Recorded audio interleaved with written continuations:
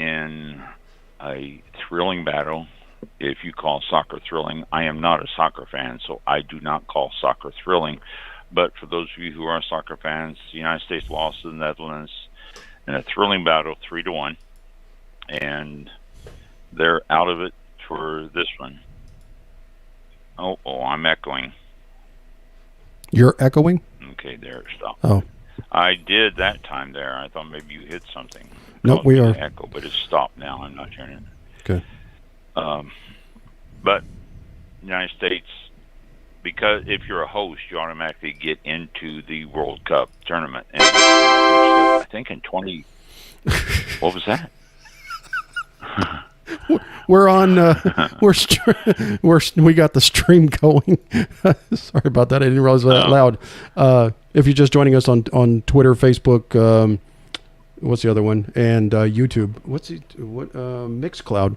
I'm sorry about that. It was just I finally got stuff rearranged here, so we're back. It was an announcement. We are streaming. You did it. Yay. Yes. All right. So Yeah. all of you, sorry about the little delay there. Yeah. We had some technical problems, which when you're live, you expect that. And Yes. We had another one.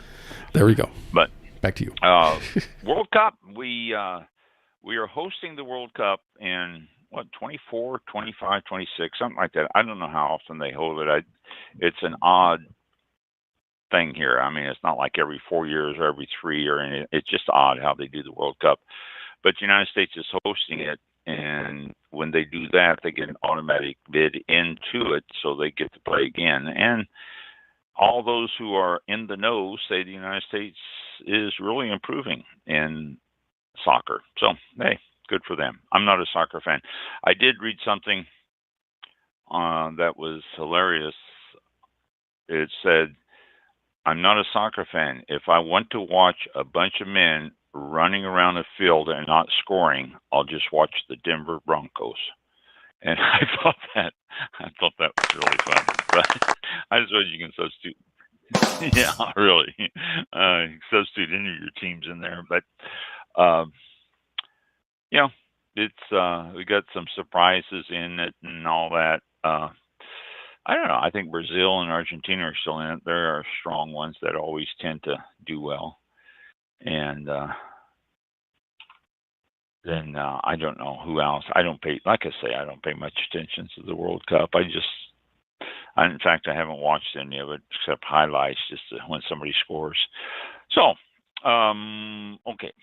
Let's see what else we got going on here. Went to a festival, Tampa Cigar Festival last Sunday, which was really, really a lot of fun. I met, if you remember the program we did with the guys from Cigar, Mike, Cap, Phil, I think, was part of it, and so was Craig. They all did the cigar show, and you can go back in the archives and check that out. I met Craig at Tampa Cigar Festival, and it was really, really a lot of fun. Craig does a blog, Cigar Craig, and if you are anywhere is interested in cigars, he does a great blog on Cigar Craig, plus the other guys too, Kaplowitz and Mike Weinstein. He does reviews on cigars attached to Cap's page and stuff like that. So these guys are very big into it. But Sunday we went to it, and I met up with Craig, first time face to face, and we walked around, and he introduced me to a lot of people in the cigar industry and all that, and introduced me to one guy who was really into wine before he got into cigars. So we had a very good conversation about wine and some of the wines that he used to do, and when he started getting to cigars, the pairings of wine and cigars that he used to do, and all.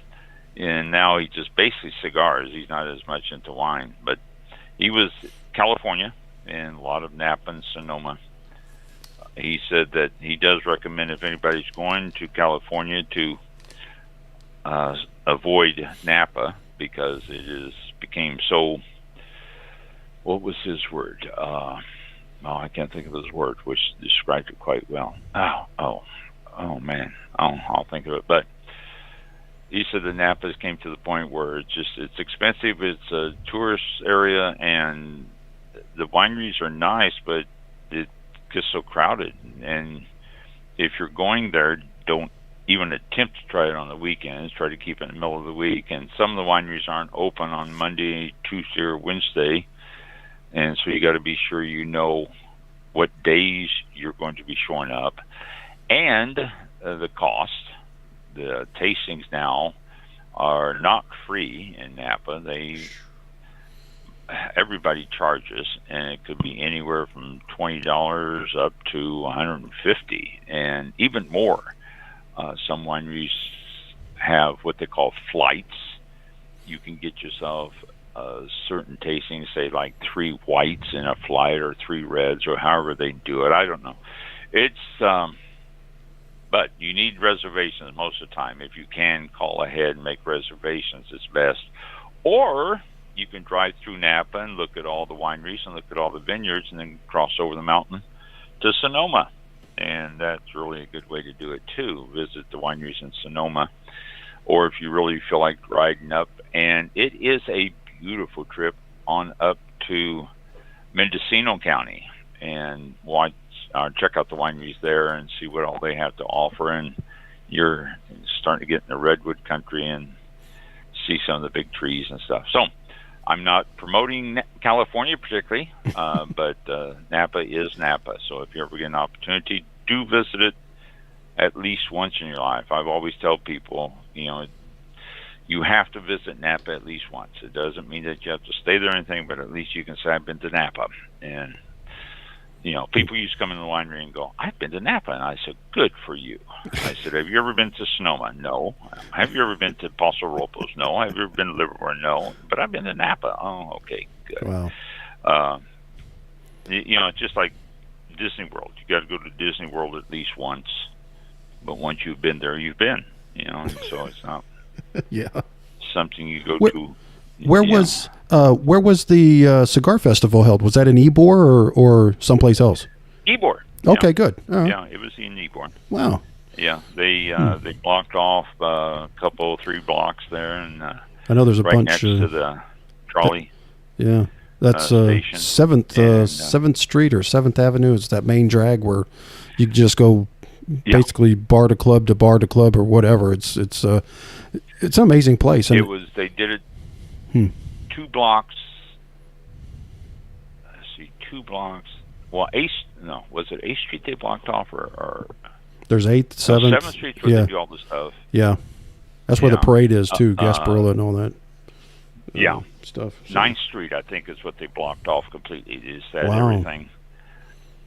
They blocked off 9th Street. It was like for a 2-block area. There's a little park right there. Mm-hmm. And they had a band at the park, a multi-genre band, and they did all sorts of stuff. And they had all sorts of cigar company representatives and stuff, and they had food trucks, and they had a T-shirt, which is really cool, which Craig bought one. He also bought a tea towel for his wife, same thing. It had a picture of a rooster on it smoking a cigar, which is really, really sort of cool. And for those of you out there in the listening world, Ybor City, and it's spelled Y-B-O-R, is pronounced Ybor. Ybor City used to be the cigar capital of the United States back at the turn of the century. It was extremely busy for cigars. They had, at one time, over 1,000 different little cigar factories there in Ybor, in the area. And they used to make cigars for the whole world, hand-rolled and all that. And that was where everybody would sit around and roll cigars, and then at the front or the middle or wherever they happen to sit, up on a higher perched chair, there would be a guy sitting there reading the newspaper or a book or whatever, because they didn't have radios. And so to entertain them, he would read the newspaper to them, and then a novel or something like that. And that was part of one of the jobs as a in these different factories, cigar factories. Now, J.C. Newman is restoring one of the buildings. Really nice too. He's put a lot of effort into it and put some money into it, and he's restoring it to its former glory. They do roll cigars there now, and I found out, which I didn't know until Craig told me, because he went on a tour to see it, but up by Claremont, which is located, what, Mike? Oh God, it's off of 27. It's north of I-4. How far from Tampa would you say? Oh, it's not 100. Probably maybe 50, 60 miles, possibly 70. Okay. Yeah, it's up by State Road 50 and US 27. With Orlando. Yeah, yeah, west of Orlando, off of State Road 50, quite a bit.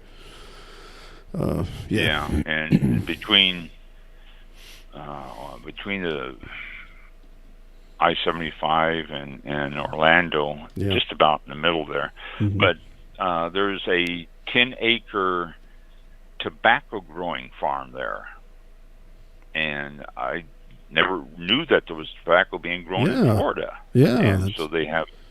There's a 10-acre tobacco farm there. They do 2 crops a year because they are able to, because of the weather in Florida. So they're able to do 2 crops a year. It doesn't freeze. I guess freeze has an effect that they can't grow or something. I don't know. I'm not that familiar with tobacco, but there's actually a tobacco farm in Florida. So I thought that was interesting.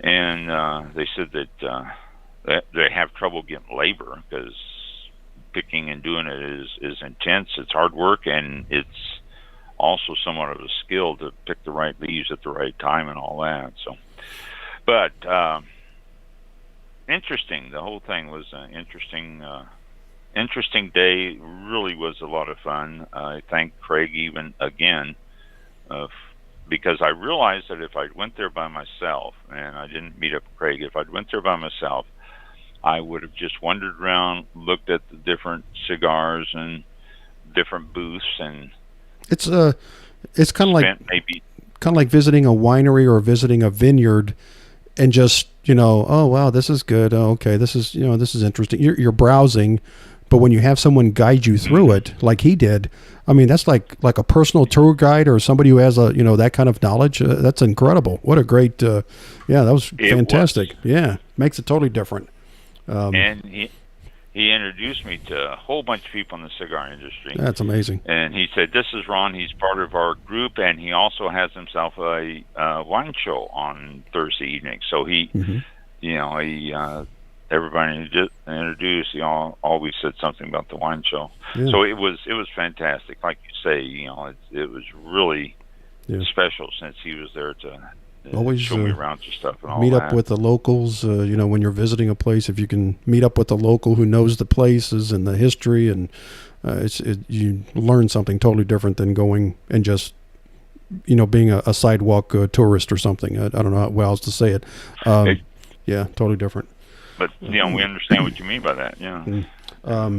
You're absolutely right. And I remember you were talking about the history, and I used to do history tours on a charter bus through Ybor City. So I had to learn, did you? Yeah, I had to learn about Don Vicente Martinez de Ybor, the founder, how he came up to America and all this, and got his crews together and the tunnels that went out to the water down there, so they can. Right. They can pull the tobacco off the boats, and there was the history there, and the building, the architecture that some are still standing is just incredible. I mean, it's very historic down there. Oh, it is. Quick shout out, if I may. Adrian says hello, and she said the Hunt kids are listening. So welcome to the show, and thank you for tuning in. Yeah. Oh, thank you. Really. I didn't realize these people were in the room. say welcome to the show. Yeah. I didn't know this. Yeah, cool. Yeah, thank you. No, we but the Ebor is just another thing about Ebor that's really cool is the fact that they have chickens wandering all over, chickens and roosters, and it just seems like there's more roosters than hens, but there's chickens everywhere, and they were started a long time ago, and it has been a very contentious existence for them there because they tried to get rid of them, and then the people screamed and complained that was part of the heritage, and the city said yes, but they are messing all over the place, and then people screamed. Now they are protected. Oh my gosh, are you kidding? You can't harm them. They are protected, yes. It's not part of the heritage. There's little signs all over. It's not heritage, it's dinner. Part of the heritage. It's supper. It's dinner. It's chicken. It's chicken nuggets. Yeah, it's birds. Yeah. Chicken wings. Yeah. That's what it is.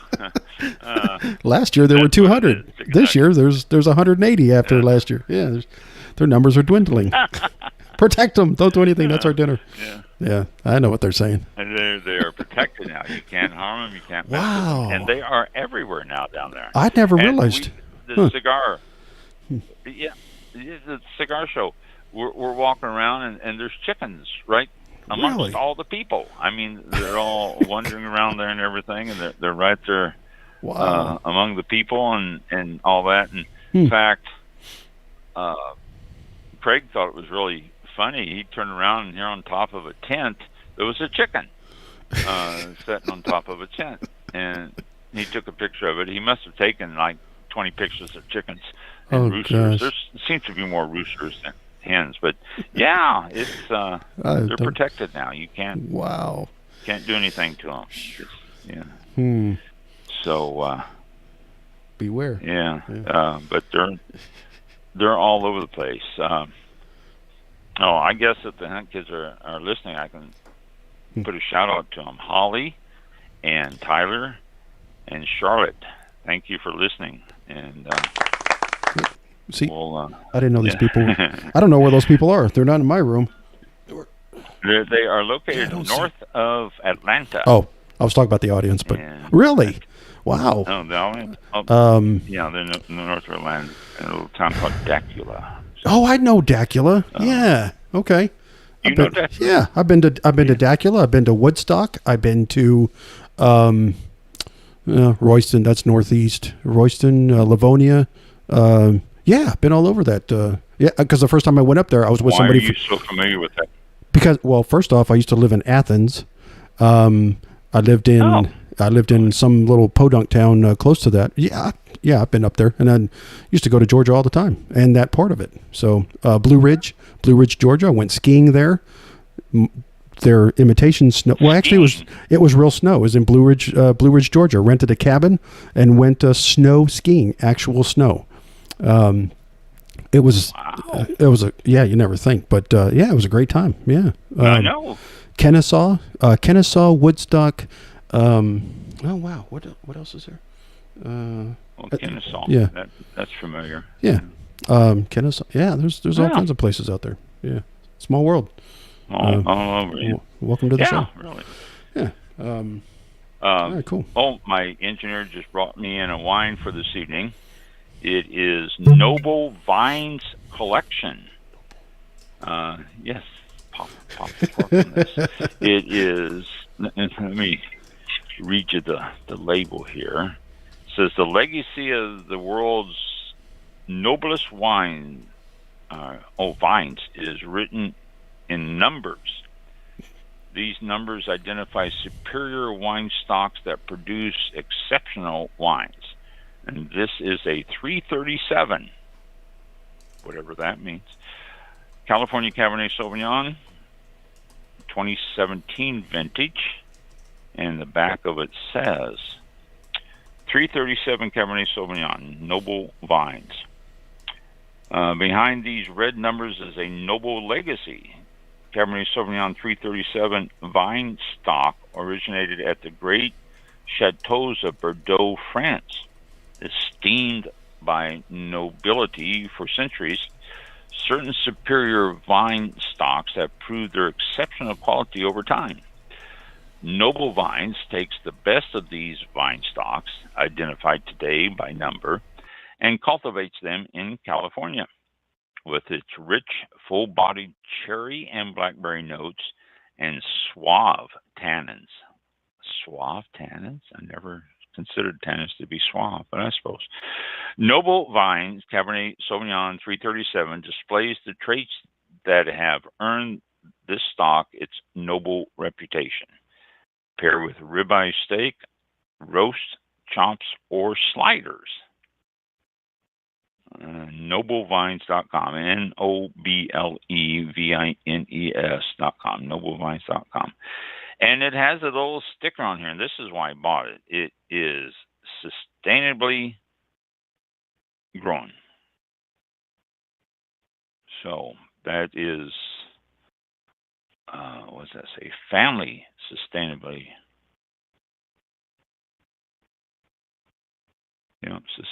Family sustainability quality on that sticker. 14.5 alcohol, vented and bottled by Noble Vines, Manteca, California. So there you go. Let me do a sip of this and give you a quick report on what I think of it. Oh my gosh, it's got a great Cabernet aroma. Cabernet is so unique in its aroma, and it just jumps out at you.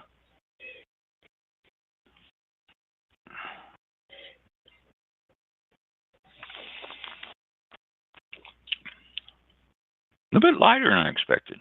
No, aroma. Classic Cabernet aroma. A little bit suppressed, I think. Maybe the wine needs to open up a little bit. We'll do that while I'm talking here during the show. We'll see what happens. But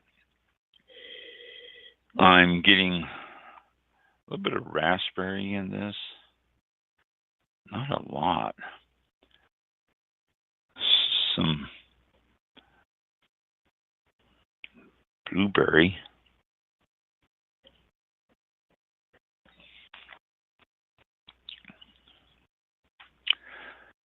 Suave tannins might be a good description. It's not overpowering. You can detect the tannins in it, but it's not an overpowering tannin taste. It's there, but I think a nice balance. I wouldn't want to age the tannins out too much on this because I've always liked tannins and I don't want to age it out.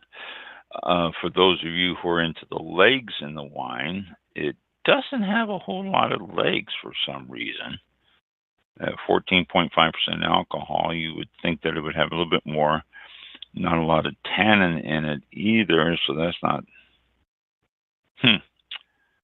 Overall, very pleasant wine. I hope we didn't pay too much for it. I don't have a price on it. I really should start sticking the prices on these if I'm going to pass this on to you. But a very pleasant wine, a little bit lighter, I would say, than what you would expect in a cab. It's lighter in the color. It's a nice garnet color, though. I mean, it's very, very nice, but it's not real dark. And it's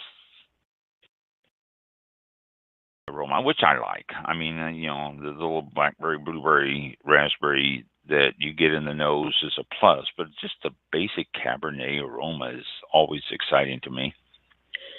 And then the flavor, like I say, is good. The finish, the aftertaste, again, a little subdued, not coming out a lot. I'm trying to see if I, little, well, I don't want to say disappointing in the aftertaste, but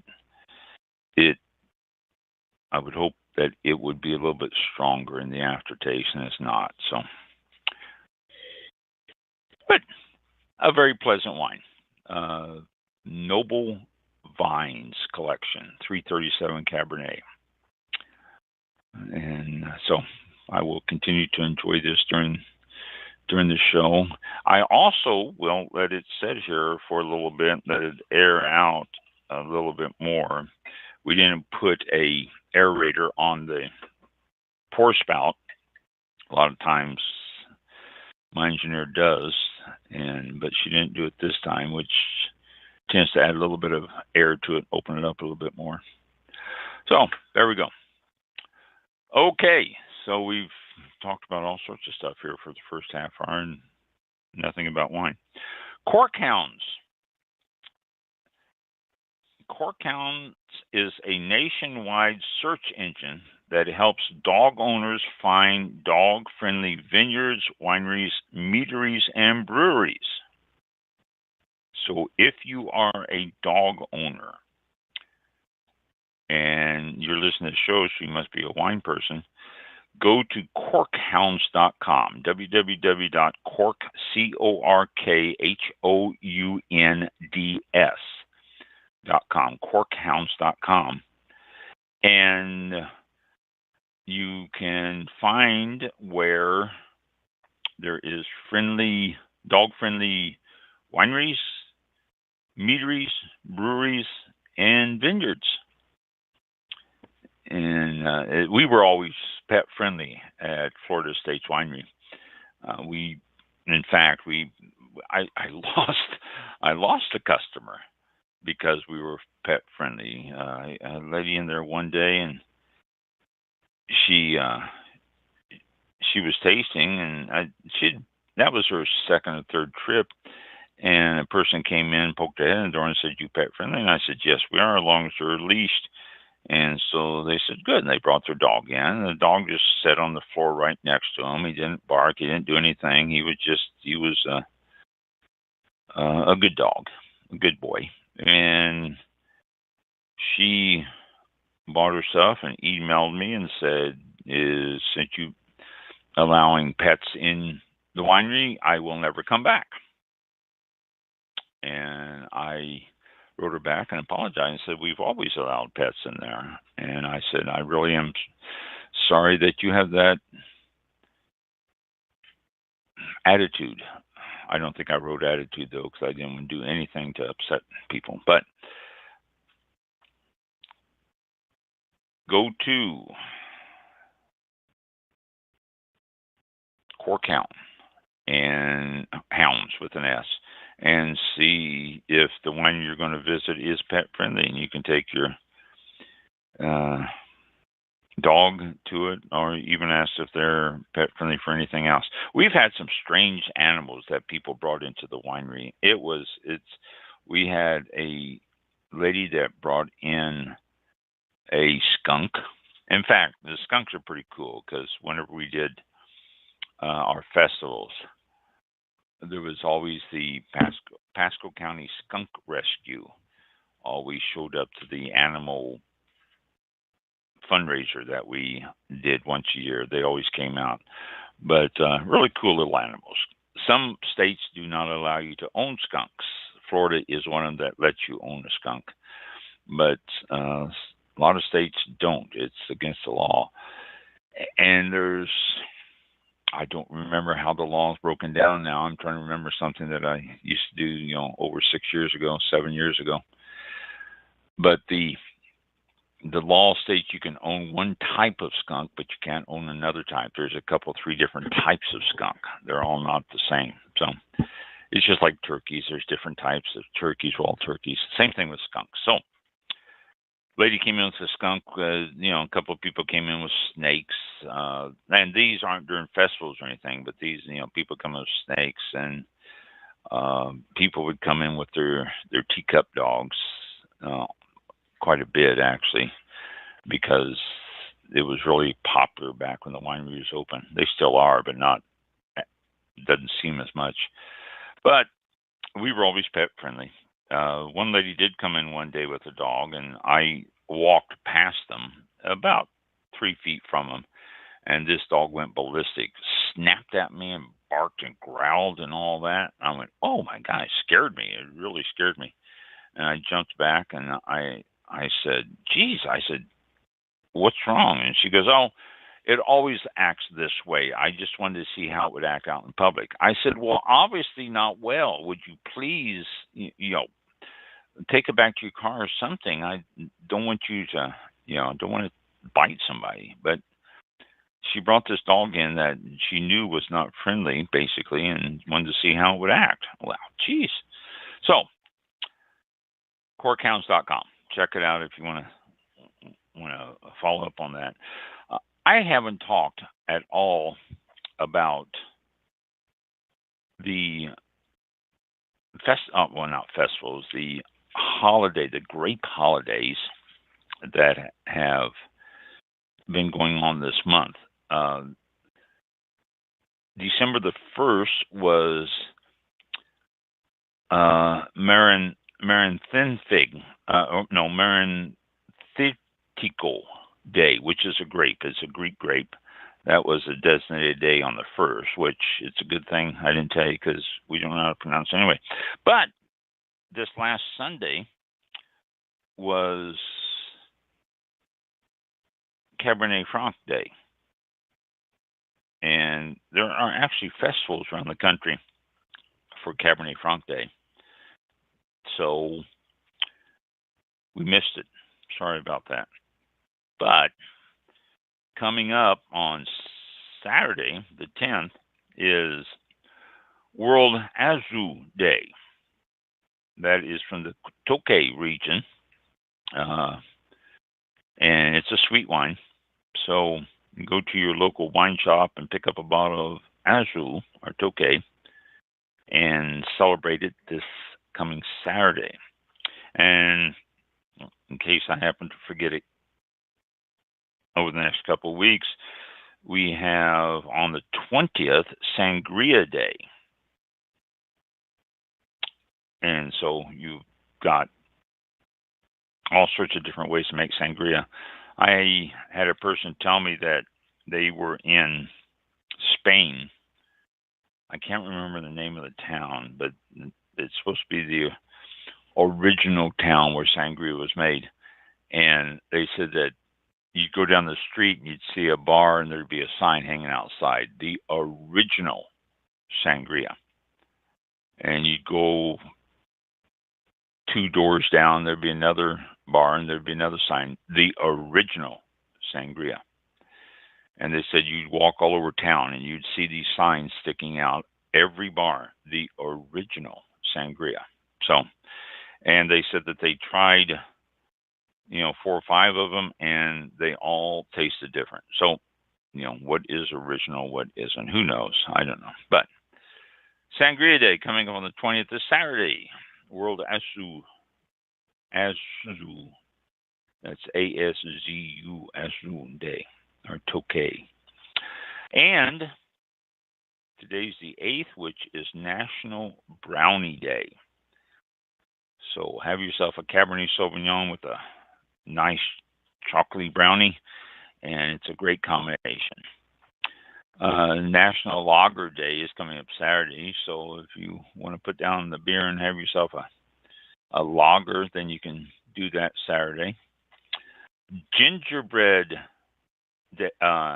decorating and eating day is coming up on the 12th, which is Monday. And Tuesday is National Cocoa Day, also National Cream Cheese Frosting Day. Huh? Cream Cheese Frosting Day. I don't know. And let's see, what else? There's International Tea Day, and Lemon Cupcake Day is the 15th, a week from today. So that's what we got over the next week. There's other stuff too, which is not Wine Day. National Alabama Day is the 14th, and World Choral Day, CHORAL, chorus, is coming up on this Sunday. And then I saw this here, which I thought was interesting. The 16th is Las Posadas, Posadas, Posadas Day. This is held through December the 24th, and it's a Latino religious festival. in which participants gathered to mark Mary and Joseph's search for an inn on the night of Jesus' birth.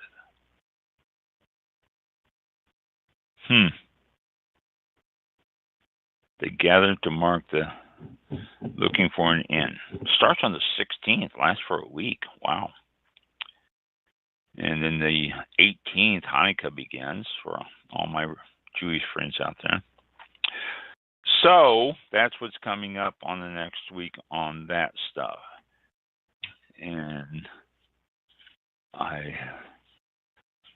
let's see, let me put that away. And Wine Spectator came out. You got your newest issue, Mike? I don't. When did that come out? Oh. I got mine, 2-3 days ago. No, I haven't. Yeah, definitely not. I haven't seen it yet. It says on the cover, it has a glass of wine. It says Wine of the Year. No, I haven't gotten any. Not in the past few days. I guess it's not yet. Maybe today. It is. The new issue is out, and I just want to hit on a couple of things that they always do here, and I didn't mark it. Sorry. I should have put bookmarks in it like I usually do, and I didn't do it. Top 100 wines they have in this issue.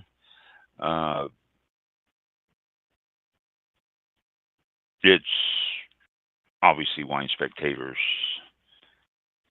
choice, but these people are pretty knowledgeable. Says the editors reviewed more than 8,800 wines in blind tastings during the past year. Nearly 60% of those are 5,147 in all, rated 90 points or higher. And so to find the top 100, they started with those that rated 90 points or higher. Average score was 93 points, and the average price was $63. There were 17 wines costing $100 or more. And so more than half the wines are priced less than $50, with 29 coming in at $25 or less. So they didn't, weren't major snobs. But when it comes to Napa Valley, Cabernet Sauvignon is king, but entering the Cabernet Sauvignon kingdom comes at a price. They said typically most lofty. Most top bottlings cost $200, $300, $500 or more. That's ridiculous. I'm sorry, but that is just ridiculous. I'll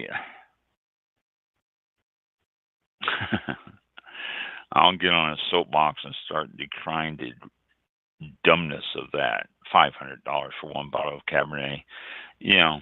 Most are single vineyard wines and select cuvées that total just a few hundred cases each, making them as difficult to find as they are to afford. But their wine of the year is Schrader Cellars Cabernet Sauvignon Oakville Double Diamond Vineyard 2019 vintage. 10,000 cases were made, 94-point rated by, obviously Wine Spectator, and it's only $80, which is reasonable. Okay, I'm not going to complain about an $80 bottle of wine if it's as good to be picked as the wine of the year. That's not bad, but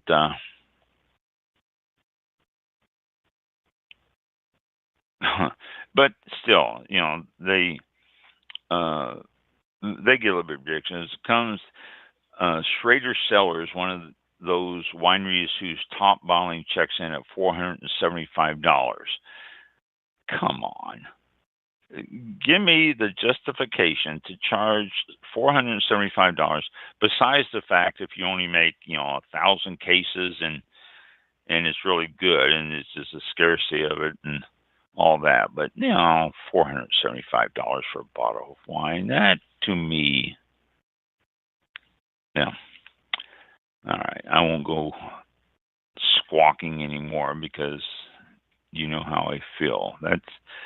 I justify a lot of cost on wines, but I just can't seem to justify that much money for a bottle of wine, no matter how good it is, and especially just over the counter type wines. These aren't ones that have been aged for a long time. These aren't ones from uh, the Great Bordeaux vineyards and stuff like that.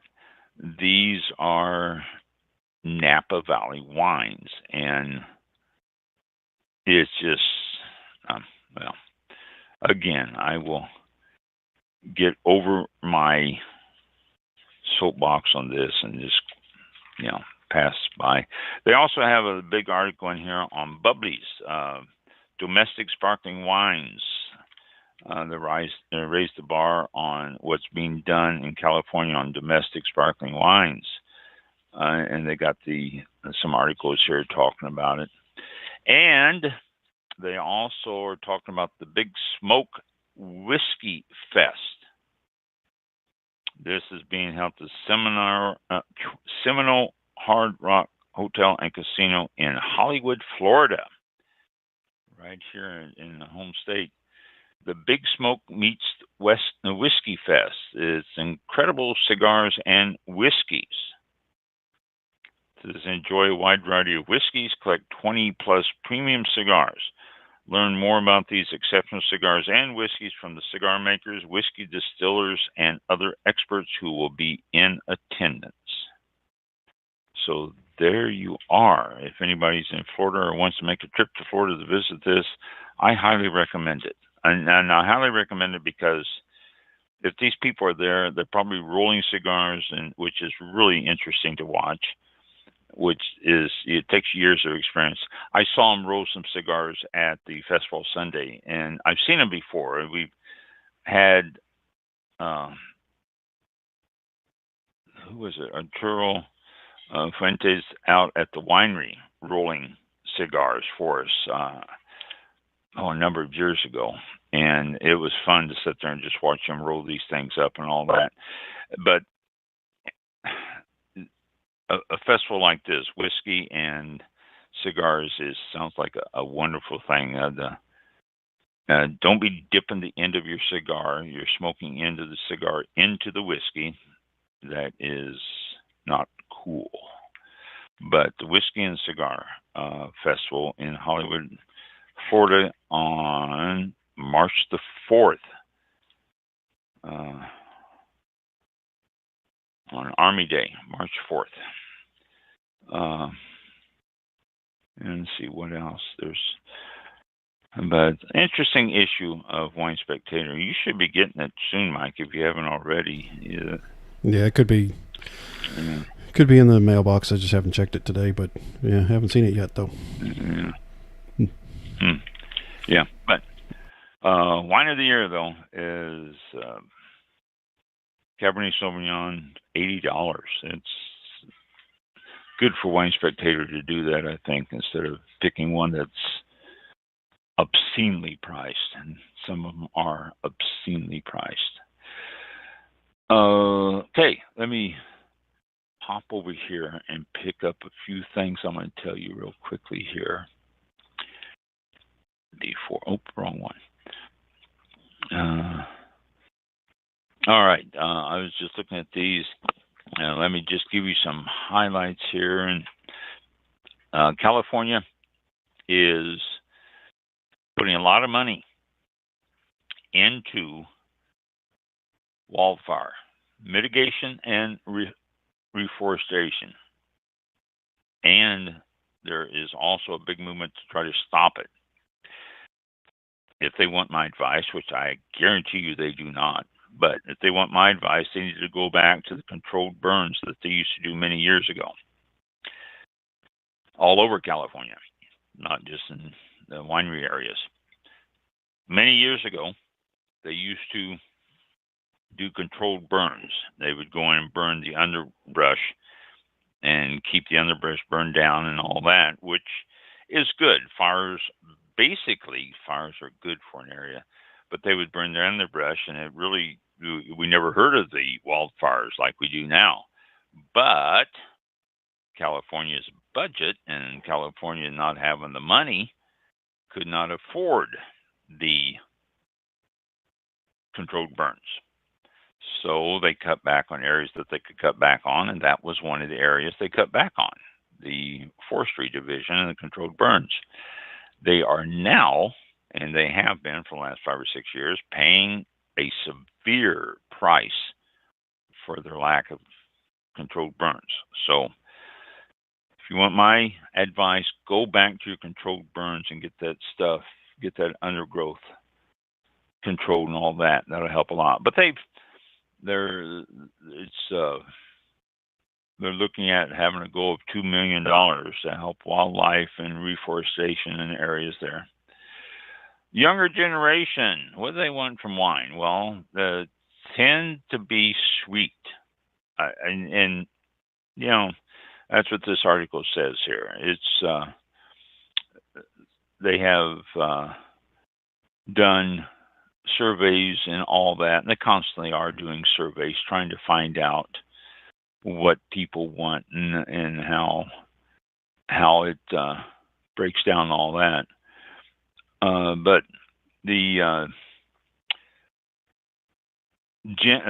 baby boomers, 55 and plus, and Gen X, which is 40 to 54, they say that these two groups account for 73% of wine drinking population and 66% of total spending off premise, not in bars. And it says they have routine purchase patterns at entry and mid price points. And they said the Gen X, the ones 40 to 54, are more willing than the boomers to trade up and buy a little bit more expensive stuff. And then you've got the Gen Z and millennials. Gen Z is 18 to 24, and the millennials are 35 to 39. And they said that they account for like 26% of the regular drinking, but around half, 50% of the total spent in bars, pubs, and restaurants. So they will spend more while they're out. Wine drinking population, boomers 55 plus, Gen X 40 to 54, millennials 25 to 39, Gen Z 18 to 24.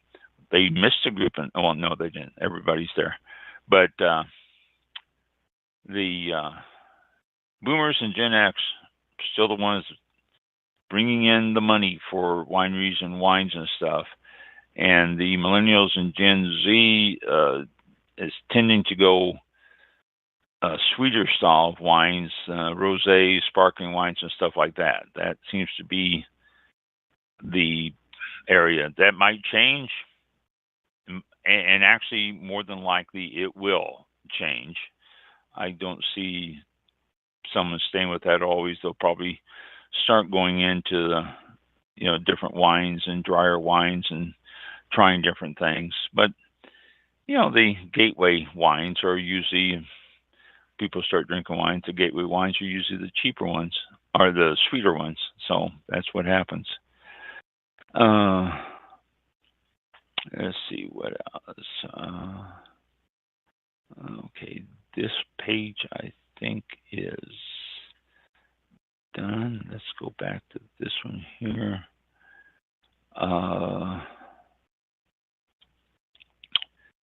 Let's see, Garden State, where was that? Well,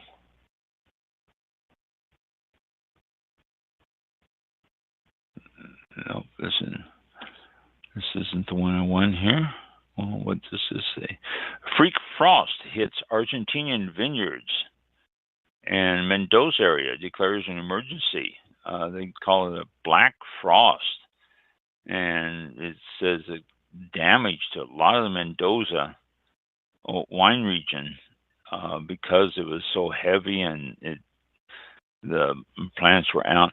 And Argentina is south of the equator, so I think their season is opposite ours. So we're going into winter in the dormant stage. They're coming out, and they probably had bud break, and a heavy frost has to be really bad for them. So that Argentinian wines just might be more expensive this next year because of that. Uh, we'll see. And let's see here, Garden State on this one. Uh, well, where's that? This is the one I want. Nope, this isn't the one I want either. Geez, why is my numbers off here? California is set to increase the global market share of wines. This is it. Direct-to-consumer shippers from Iowa, they are dropping the bond that you have to carry to ship directly to consumers. So therefore, it's going to open up Iowa wineries to ship to people a lot easier instead of having to have the bond that was required in the state. And so that's a good news for Iowa and for Iowa winery fans. They'll be able to ship to you cheaper. And so that's good. Price of imported wine in Japan has hit a new high because the yen is so weak. Not just against the dollar, but against everything. The yen has fallen quite a bit lately, and because it is so weak, they have not been able to keep the prices down on everything. So, all right, this is Garden State. Okay, here we go. Garden State, which is New Jersey. I'm sure you know that. Garden State Wine Growers Association announces a New Jersey Wine Week, which is November the 14th to the 21st. Guess what? That's next week. They have special events going on throughout the state. The governor and first lady is going to honor New Jersey's wineries at the Governor's Cup celebration. Tennessee Avenue Toast in Atlantic City. Cheers to New Jersey wine toast across the state with visitors. And the full list of winery events will be displayed at, I guess I should put that on our Facebook page. I will do that after the show. It's newjerseywines.com/events/category/ng-wine-week/. So I'll copy and paste that on our Facebook page. To learn more, you can sign up for the GSWGA In the Vines newsletter. I don't know what GSWGA stands for. What does? I didn't see that anywhere here. Oh, here we go. Garden State Wine Growers Association. And it's on Instagram, Facebook, Twitter, LinkedIn. So New Jersey celebrating a wine week here. And they have a passport program. To advance agritourism and consumption in New Jersey, the Golden State Wine Growers Association developed a mobile app and passport program, making it easy to discover New Jersey wine country and experience all of New Jersey's wine trails. The Garden State is home to 4 thriving American viticulture areas, our AVAs, the Cape May Peninsula AVA, the Outer Coastal Plain AVA, the Warren Hills AVA, and the Central Delaware Valley AVA, which is shared by portions of eastern Pennsylvania. And vineyards and wineries may be found in each AVA with trails and festivals and events throughout the state this week to celebrate the Garden State Wine Week. So good for them. I usually catch that stuff too late, but I caught that one just in the perfect time. Sustainability. Okay, I think that's it on this page. Let's go to the next page. And this is something you might be interested in. I know you like this show, and we have been rated very highly over the years. But there's a new show out uh, by Wine Spectator called Straight Talk, Straight, Straight Talk. And it's hosted by James Molesworth. And it says he shares never before heard conversation with Wine Spectator editor and publisher Marvin Shanken and others. It's just one of the things that he does. But it's they have. Oh, there goes my wine. She's taking it. She does that to me. Um, the Straight Talk has podcasts on every week. The Straight Talk podcast, the episode 2 is out now, and I'm sure episode 3 episode 3 has hit. So these are just things from Wine Spectator magazine, and it's free. There's no cost. You can go to winespectator.com/podcast and listen to the episodes there. I listened to one of them. Interesting. They do a good job. Not as fun and interesting as Mike and I are, but still, it's interesting. So check that out. Straight Talk. Just again, winespectator.com/podcast. And let's see, December 15th is going to be focusing on champagne. So that's the next episode coming out. It's going to be champagne. So fantastic. That it's good. It's a good listen there. So check that out. And let's see, the next one. I know it's 8:00, but I want to get these out of the way because there's just little notes here and there. Okay, Holiday Wine Trail Weekend is coming up also in New Jersey. They got a lot of stuff going on for the wines in New Jersey. Argentina, inflation finally has come to a halt. Wow, inflation is running rampant down there. It's outrageous, but it's finally under control, which means that Argentinian wines will probably be cheaper for us, which is a good thing. So just let you know, if you're into Argentinian wines, which they do a great Pinot Noir. If you've never had an Argentinian Pinot Noir, you are missing out because they do great Pinot Noirs. I don't think I've really had a bad Pinot Noir from from Argentina. So check that out. And then again, another thing here about New Jersey. So, and let's see, let's go on to the next one here. And this is, nope, wrong one.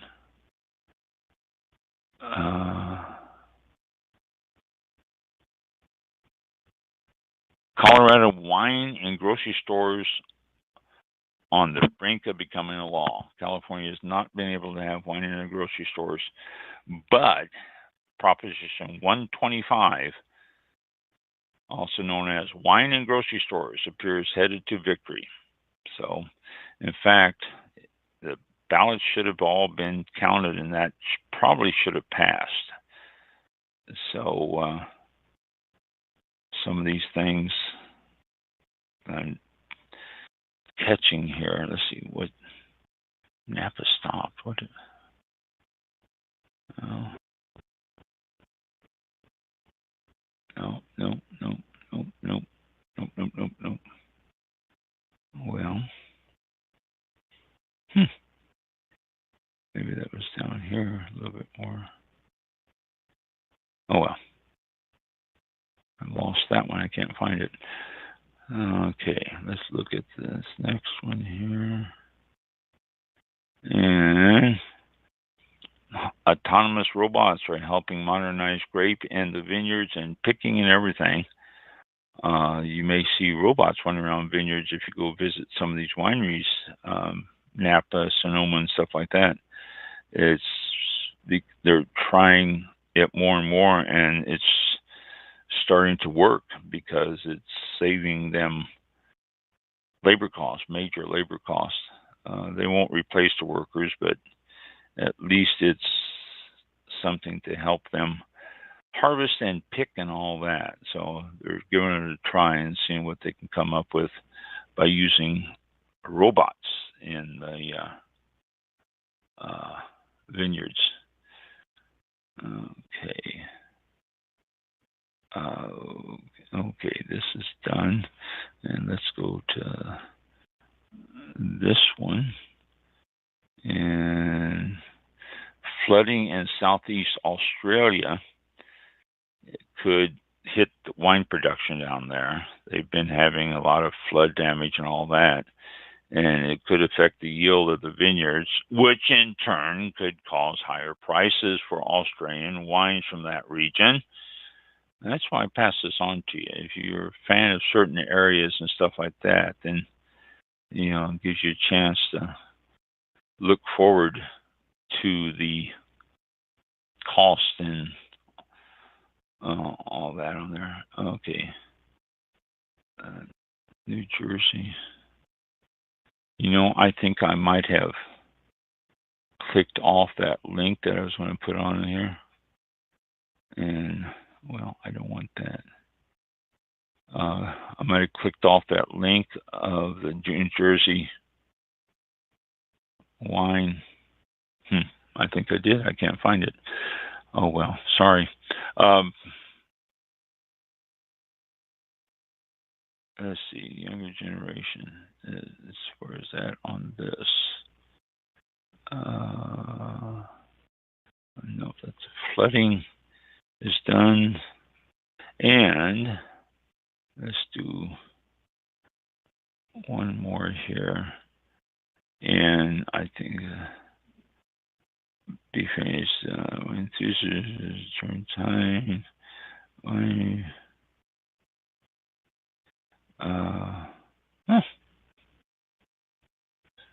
The younger generation, I told you about them and how that is affecting it. And so, okay, well, I covered what I wanted to cover here, so very good. I'll see if I can't pull up that link again, but no, that's not it. So I'll see if I can't pull up that link again for you. If I can, I'll post it. If I can't, you won't see it. Before we go. Yep. This wine has been setting here for the last 20 minutes. Yeah, the aroma's coming out a little bit better. Not a whole lot, but it is coming out a little bit better. The color, I poured more wine in the glass than I should, but then it darkened up the color when I'm looking at it, though. Still a nice garnet color.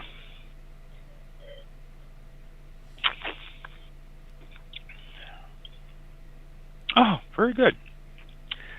A little bit more of the acid is coming out in the taste, but it's a nice balance. Tannins tend to have, well, they're coming in late. So I told you the aftertaste was not there earlier. It's in there now. This thing just needs to open up a little bit. Wines need to do that. They need to open up and breathe a little bit to give them the character. You just pop open a bottle of wine and pour yourself a glass and start drinking it. You may find all sorts of things about it that you're not real thrilled. Let it set and aerate, or pour it from one glass to another, or decant. But I'm not a big fan of decanting. I'm more of a fan of just swirling it, and you can pour from one glass to another. That's going to aerate it. That's going to open it up, and that's going to bring out more of the flavors and taste and stuff like that. So this has opened up. This is nice. It's got some good flavors. I'm getting a little bit more of that acid on there than I want, though. I think it's because the tannins have dissipated a little bit and is bringing out the acid. But a very good Cabernet. It's got some nice flavors and nice cab aroma and the classic cab taste underneath it all. Don't get me wrong. I like the cab taste, but that little bit of dark berries, blueberries, blackberries comes out in the taste also, not just in the aroma. Yeah, very nice. So, she took it, so my engineer came in and took the bottle, so I repeated to you, but I don't have it. So, nice wine, though. And we're done for this week. We have a guest for next week, I hope. Mm-hmm. I say that because I can't find the link, but I will. And get him on. Doug is our guest for next week. And, oh, no, is it Doug next week? Yeah, Doug is next week, December 15th. Doug is next. Yeah. Yeah. Danielle's the week after. Right. So I will find Doug and the information for him, and as always, Mike will get it posted up, and so you can take a look at it. So tune in next week for our guest, and we're done for this week. Next week, December 15th. Thank you all for tuning in and for the chat and everything. I really appreciate it. And have a great week and a safe weekend. And we'll see you next Thursday. Thanks a lot. Thanks for tuning in. Be safe. Make sure that's not running. And did that work? Yes. This concludes tonight's broadcast. You what? Oh, I thought I missed something. I was on the wrong page. Okay. Not important. Yeah. Okay. All right. Restart. Well, we'll just pick up from here. Here we go. Of All About Wine with your host, Ron. For show information, links to All About Wine on Twitter and Facebook, or to be a guest on this show, visit the show website at www.allaboutwinebtr.com. Archived shows are available for download on iTunes or on our show page at blogtalkradio.com/allaboutwine. Thank you for listening. That's right. Drink responsibly, and we'll see you next time on All About Wine.